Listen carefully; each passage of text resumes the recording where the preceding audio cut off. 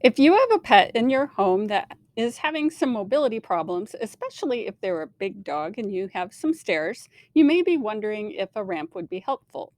I have seen situations where ramps were successfully implemented in the home environment, and I've also seen it not go as well.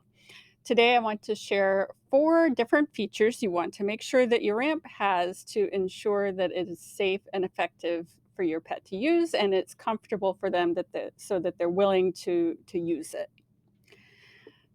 The first thing to think about is the slope of the ramp. You don't want it to be too steep or it's going to be too difficult for your pet to navigate.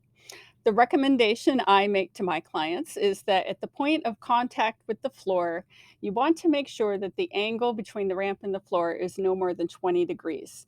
If you're talking about covering a span of more than one or two steps, this is going to get pretty long pretty fast, so you might find that space becomes a constraint. The second thing is to think about the placement. Ideally, the ramp should be next to a vertical surface such as a wall or the side of your house, or a railing that has solid sides. This is important for two reasons.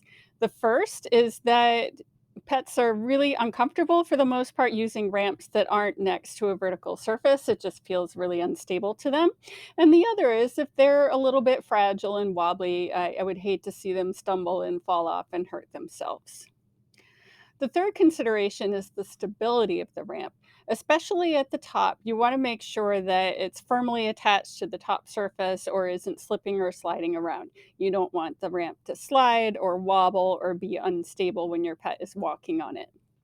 And then finally, you want to make sure that the walking surface has good traction.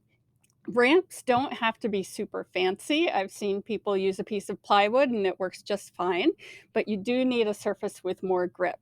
It doesn't have to be anything elaborate. You can buy the treads that go on stairs from the hardware store, or you can just get some secondhand carpet remnant and just staple that down with a staple gun. So just make sure there's something on there that they're not going to slip and slide around on.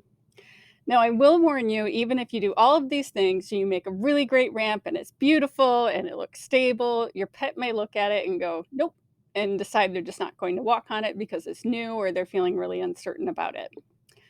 I hope that these tips have been helpful to you if you're considering installing a ramp in your home for your pet, or maybe you heard this and thought, maybe that's not going to be a solution for us, and I saved you a little time, effort, and money.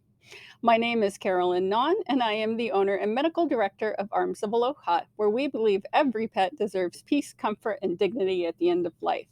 If this video was helpful for you, I would really appreciate it if you would share it with your friends. And if you want more great content from us, you can subscribe to us on YouTube, follow us on Facebook and Instagram, or visit our website, armsofaloha.com. Mahalo.